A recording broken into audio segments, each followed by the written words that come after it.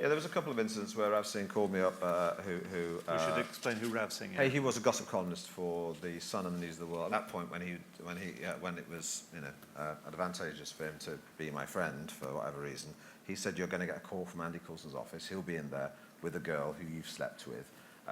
She will ring you up and start to talk to you and get you to try and divulge details of what you got up to with her. And it'll be from Andy Coulson's office. He'll be recording the call, so you need to basically obfuscate and not give any information without," and that's what I did. I think they just wanted to do a story. I'd just do another kind of sex story in the newspapers. And they called me up, and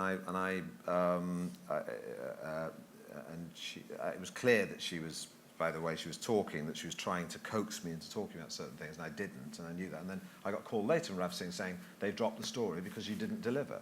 And so that worked on that occasion. And then 2 years later, Rav Singh's now on the News of the World, and this time...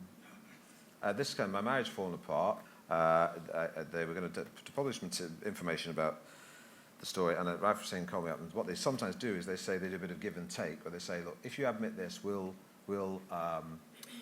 keep that out." So it's a little quid pro quo that they'll sometimes do with people that they're about to stitch up.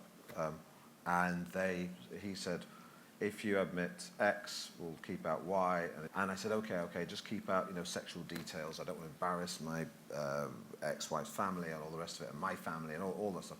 And Andy Coulson called my manager and said, "We've recorded the whole conversation, and that means we can prove everything, because he's admitted to it all in this phone call." So I was sort of stitched up by Andy Coulson, and they published everything in the newspaper. Now, and what they published was true, but it was something that I'd done. It was all my personal information, and I was vulnerable because of what I'd done. It was very traumatic, and that was that particularly was one of the reasons that when I was thinking about taking legal action was when Andy Coulson's hubris in going on to become sort of head of communications at Downing Street.